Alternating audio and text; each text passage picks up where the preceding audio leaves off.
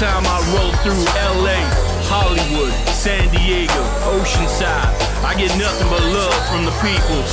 I tell you this to tell you Cali like a second home to me. I always have a party. Gentlemen, welcome to the Monkman, Marl, Kalone. This is season 1, episode 30, which will be the last episode of the first season, and I'll be making some cool changes for season 2, which won't take very long at all to start. In fact, it'll probably be starting up this week, but we will have some new changes to the show, which I think will be cool and be positive. So anyway, look for that over the next few days to be coming your way. But for today, season 1, episode 30, I thought that we'd go over a topic that I've addressed a couple of times in the past. But again, I think that it needs addressing right now because there's new films in the works and already out, and they're pushing the feminist propaganda again on properties that many of us love and grew up on. So without further ado, let's get right into today's topic. By the way, real quick, I just wanted to send a shout out to the bitch ass on Facebook that decided to report me. You know, the last 2 episodes I addressed the type of men that are infiltrating MGTOW and not living by the philosophies and principles, and clearly that rattled somebody's chain, and they decided to be a bitch ass and report me and got my account froze up and in jail for a week. So shout out to you for being a bitch ass, fake ass MGTOW, whoever you are. I know you won't have the balls to come out and actually expose yourself because you wouldn't do it to me, but you went behind my back like a little punk bitch and decided to report me. That's the type of shit that blue-pilled cucks and simps and women and punk-ass bitches that don't belong in MGTOW do. So shout out to you for being a bitch-ass. Keep on being a bitch-ass, but realize this, you'll never be true MGTOW with that kind of bitch-ass attitude. Did I say bitch-ass enough? Oh yeah, I forgot to say it, so let me say it again one more time. Whoever reported me and got my account locked up for a week, you are a bitch ass. Alright? Cool. Now that I got that out of the way, let's jump right into today's topic of discussion. And that is cinema in the year 2019. And the major infiltration of what used to be entertainment to all of us, the major infiltration of the feminist machine into films, into properties that many of us grew up on, into properties that had male characters that were the centerpiece of these films and made these films and properties popular and what they are today. And we have the infiltration feminist machine pumping shit out nonstop to continue to work to destroy these properties. Now, the first one up on my list is a film that's already released this year, and it is the 4th entry in the series. And to be honest, it's not one of my favorite properties on the list, but however, it does have a certain following. And these movies, when they started out, they were kind of fun. That being said, it's gone way downhill, and the return box office on it has clearly shown it this time around. And you might ask, what property am I talking about? Well, I'm talking about the Men in Black property and franchise. Now, as you know, there was 3 films prior to this centered around Will Smith at the height of his film career, which arguably you could say he's had kind of a downturn in his career the last 7 to 8 years, maybe a little longer. But anyway, the series was created arguably at the height of his film career, a few years after Independence Day, and he was making a turn in this. He had a huge, a huge single on the radio around the first movie. It was kind of a corny rap single, but it was catchy and it was danceable, so it did huge numbers anyway. So the franchise is centered around Will Smith, Tommy Lee Jones, and they seem to be the completely odd couple. And for whatever reason, it seemed to work pretty well. Now, this series was never one of those series that was going to be, arguably as big as something like Fast and the Furious or James Bond or anything like that. But it did have a certain charm to it. Now, fast forward, Men in Black, I guess it did reasonable numbers. In fact, internationally with the complete worldwide total, I believe it was number one in the series for box office. Now, I could be wrong on that. I didn't check on that, but I think I remember seeing that. At any rate, the creators and the studio behind it decided that the franchise had enough life left in it and had made enough money, they'd go ahead and sign us up for movie 4. So that is what they did. They went ahead, they signed us up for movie 4. They got a sequel into production. And they went ahead and they turned that shit out for us. And so you might think, well, that's cool. What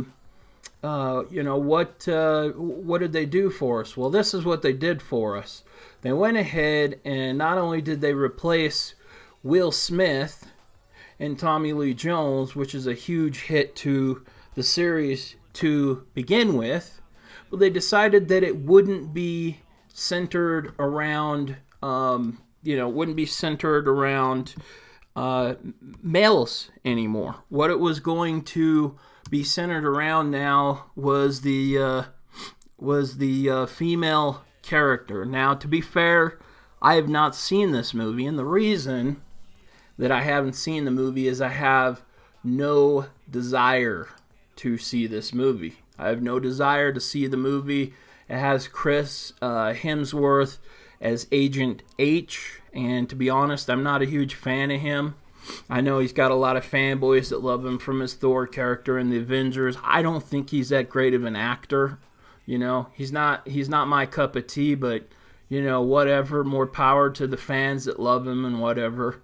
But more importantly, from everything I've read on this film, the film was going to be a setup for this Tessa Thompson, and I'm not real familiar with her, other than she was in the Creed films. Now, she was all right in the Creed films. She did what she needed to do for her role. Whatever. She played Agent M in the new Men in Black international film. Now, my understanding was that the producers and the director behind this Men in Black film were setting it up so that she was going to be the star power to take over the franchise. Now, I thought that was absolutely laughable because, first of all, she doesn't have enough of a film, she doesn't have enough of a resume under her belt to be taking over a franchise like this, right? She just does not have the experience. That's the first thing. Second thing is, if you have Chris Hemsworth in the film with her, why would you not set it up for him to be the main character that future installments would center around? That would be my understanding as the best route if you're trying to make huge box office returns, right? So I would think if it was me, logically, I'd say, you know what, we were lucky enough to sign him up with as much money as he commands today, with his popularity today. Let's go ahead and start to center this franchise around him, and the woman can be a supporting character, since we haven't had a female in kind of a front and center role within this franchise on the good side. Now, one of the characters from, I think it was the second film, the lead bad guy, so to speak, was a woman. So they've already done that. Anyway, they decided that they were going to push to have this film center around her, and they minced no words about the fact that this was going to be a female-driven vehicle, so to speak, right? So, off and running that goes. You get the movie done. The movie's production cost was $110 million. I guess for a property like this, that's fairly reasonable. But you have to remember they don't have the star power of Will Smith and Tommy Lee, which was a huge part of the previous budgets in there. So it would be expected that you would have a smaller budget. It would also be expected to have a smaller budget since the film has been on hiatus. The film series has been on hiatus for so many years. Now, they went ahead, they decided, let's get this released, we get the film done, blah, blah, blah. It drops in the summer of 2019. They're expecting a huge bona fide hit, right? Huge bona fide hit. Well, here is where we sit. As of currently today, the total is always like one day behind, I guess. So July 15, 2019, your total domestically, $76 million and change. It hasn't even come close to matching the production budget, and it's not going to. It's not going to. The haul for this film last weekend, and it's been in the theaters for 5 weeks now. The haul was $2 million and change, so it's close to being done domestically. Now, worldwide, it's added another $167 million and change. That brings the total to $244 million on a $110 million production budget.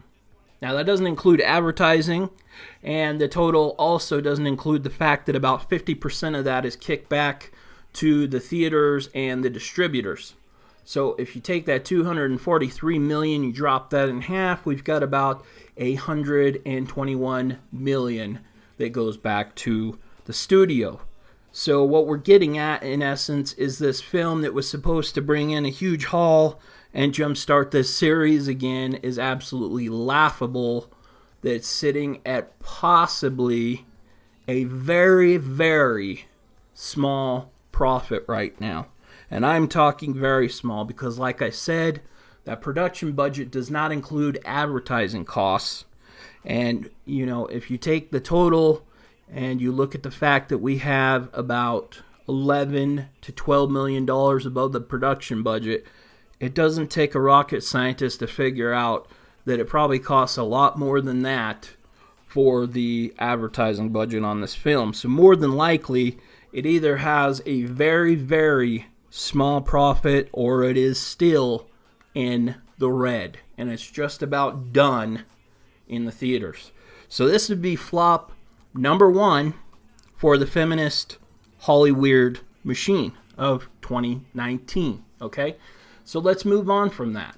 We've already proven time and time again how many of these feminist and girl power themed movies end up being flops.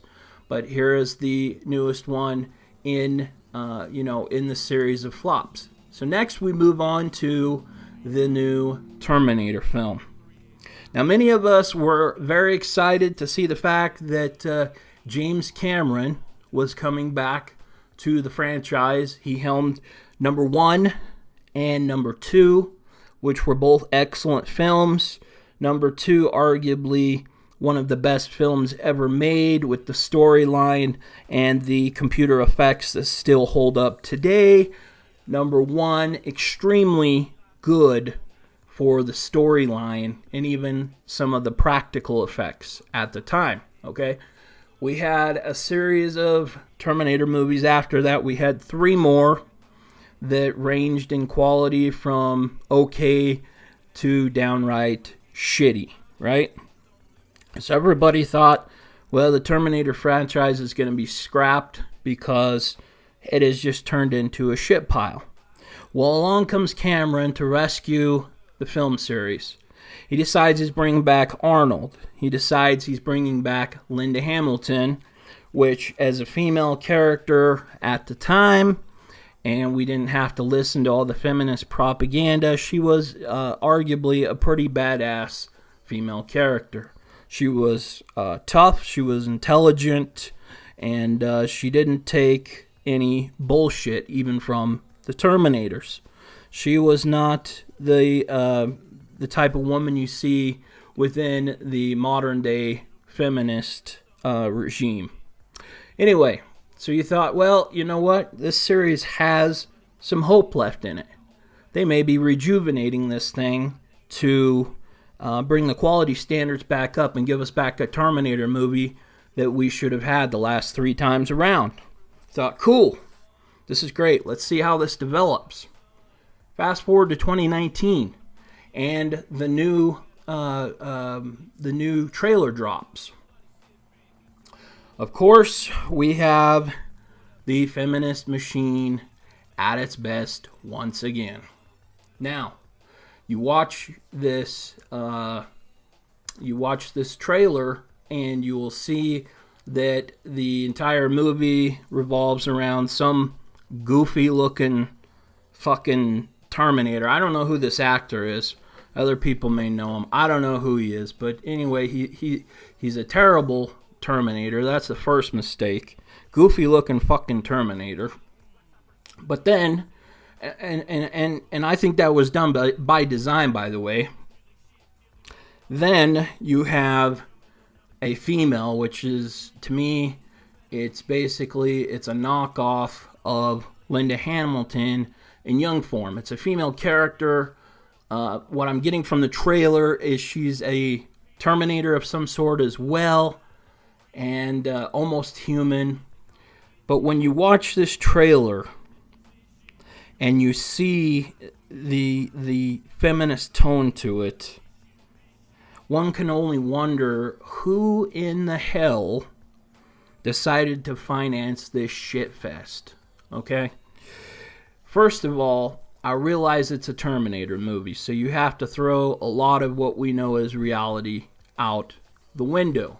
However, there is a spot on the trailer, this will be roughly 28 seconds in, where all rules of gravity and all rules of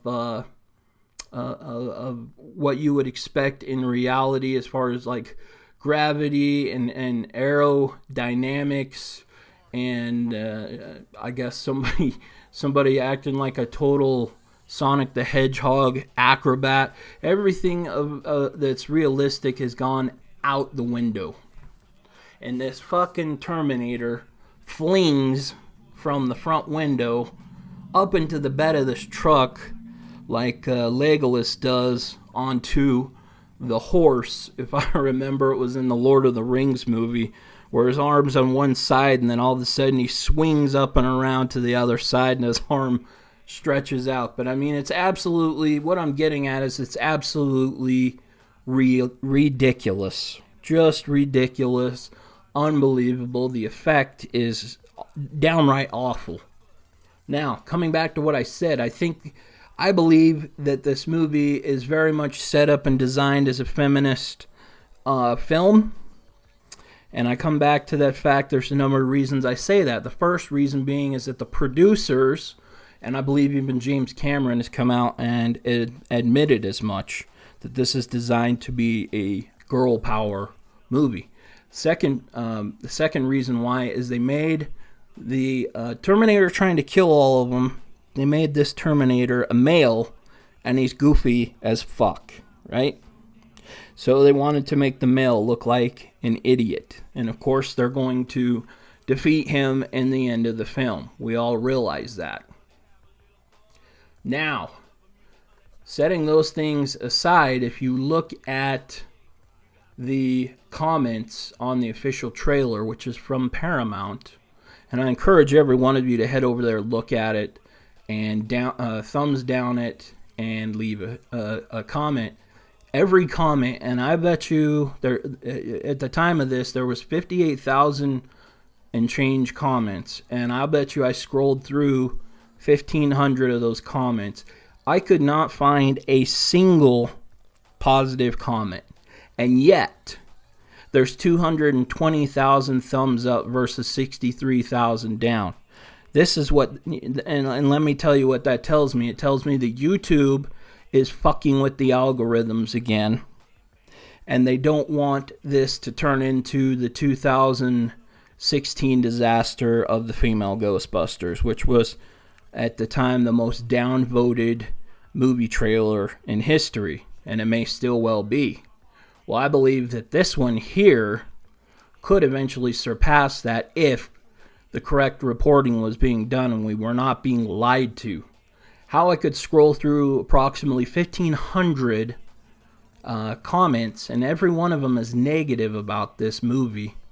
How I could scroll through that many, not find a single positive comment, and yet the thumbs up versus the thumbs down, the ratio is it's like almost 4-1. That doesn't make any sense. That just goes to show that the YouTube algorithms and the thumb shares are being fucked with by YouTube. Flat out. We're being lied to, and we are having these feminist propaganda and agenda machines shoved down our throat, especially when it comes to the big dollars coming from the Hollyweird machine. All right. Now, last on today's video, I'm going to talk about my favorite series of all of these that I've discussed today, and that is the Teenage Mutant Ninja Turtles. And we all know about the movies that dropped a few years ago. Most of us were not fans of them. The CGI on them, the turtles looked absolutely god-awful, right?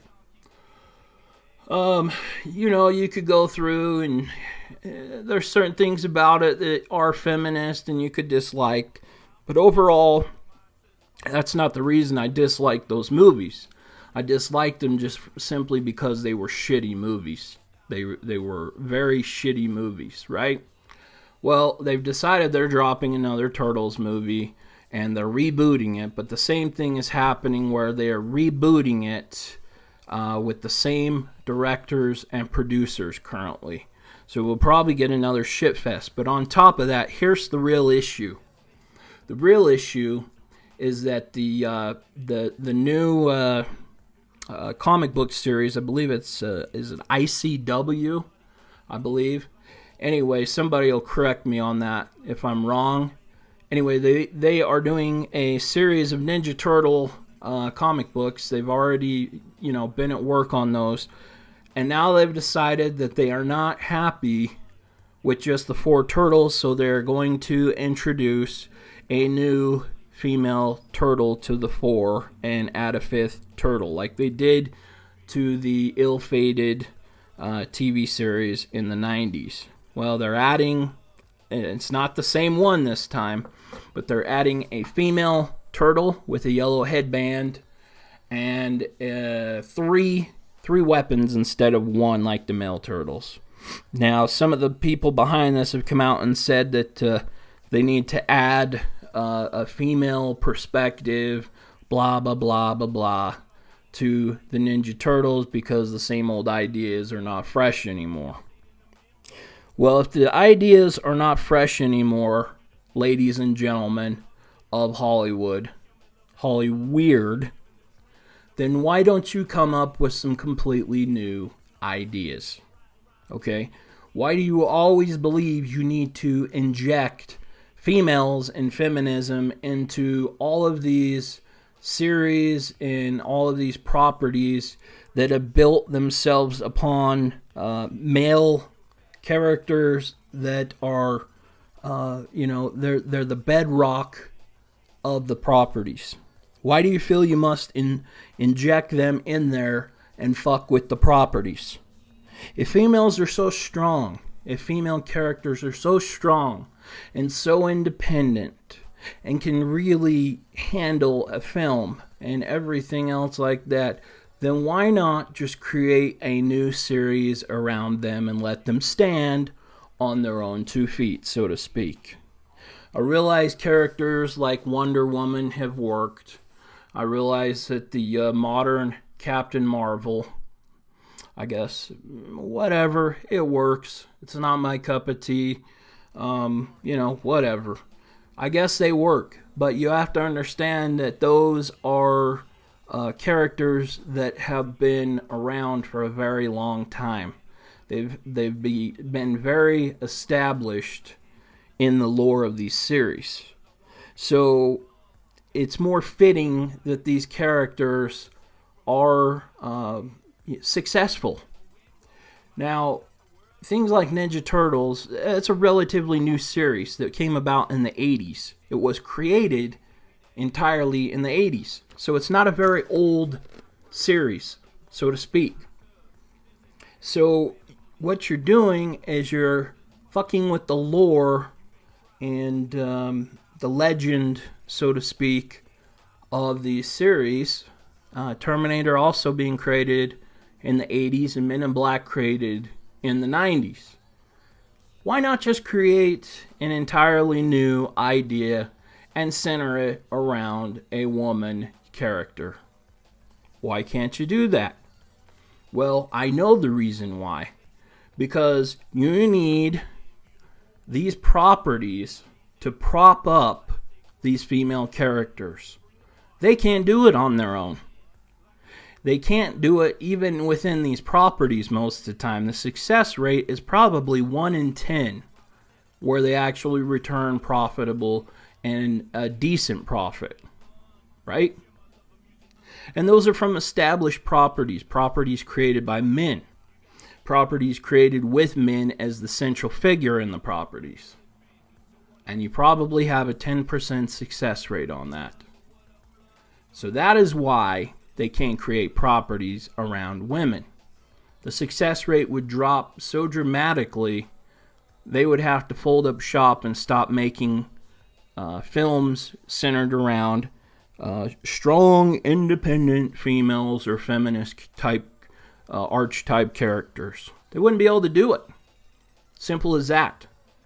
So they want to cram this agenda down America's throat. The only way to do that is to take semi-dormant properties that have been sitting for a few years but still have a lot of fans to them, and they inject these feminist ideologies and ideas into them and then push out these films and force feed them to us.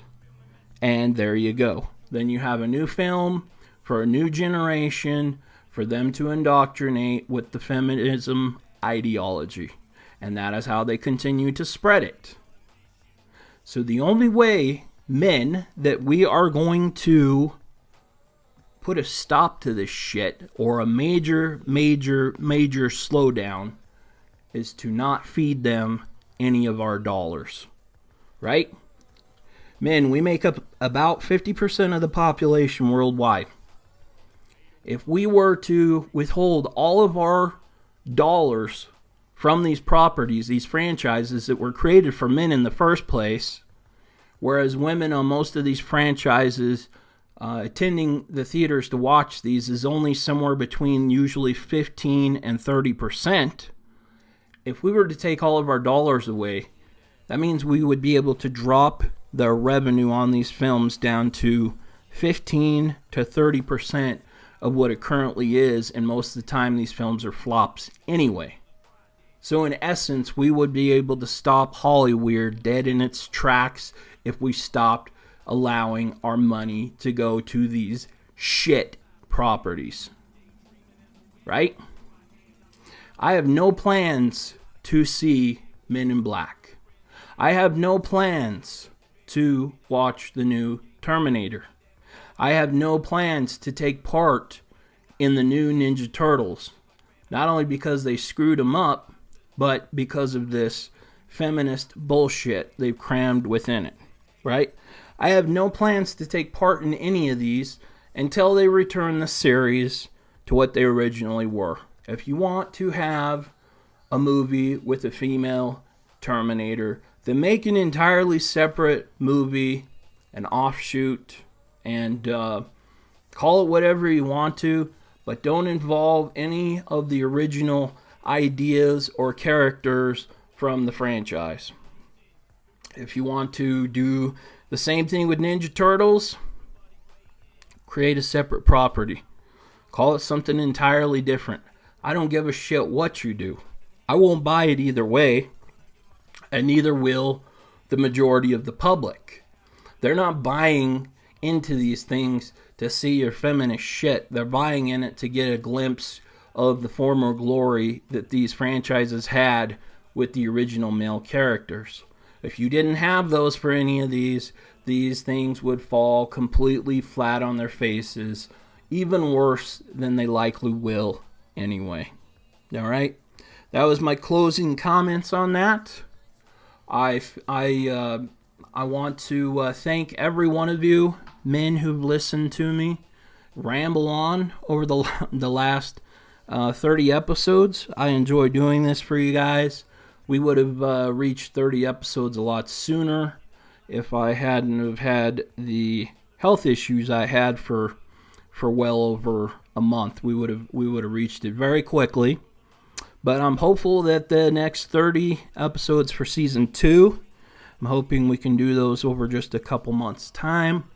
I appreciate you coming along for the ride all the way through season 1.